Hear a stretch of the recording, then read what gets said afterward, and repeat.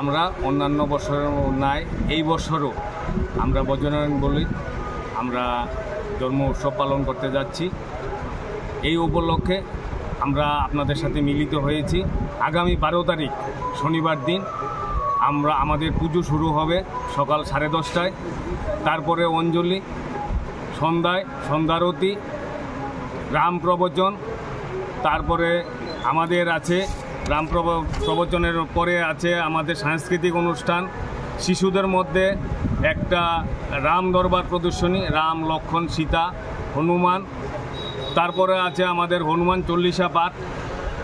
আমাদের একজন প্রচারক আছেন শশীকান্ত পাণ্ডেজি, উনি আমাদের রাম বচন আমাদের এখানে পাঠ করে শোনাবেন। তারপরে প্রসাদের ব্যবস্থা, সাথে আমরা প্রসাদের ব্যবস্থাও করেছি।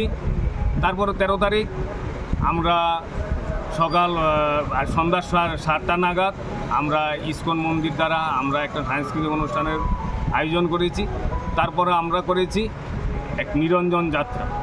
এই অনুষ্ঠানের পরে আমরা 12 এবং 13 এই 2 দিনের অনুষ্ঠান আমরা এই অনুষ্ঠান আমরা রেখেছি। আমরা এই অনুষ্ঠান সনাতনী একতা মঞ্চ, রামনগর 4 নং শেষ প্রান্ত। আপনার পরিচয়? আমি এই উৎসব কমিটির সভাপতি, আমার নাম আশিস পাল।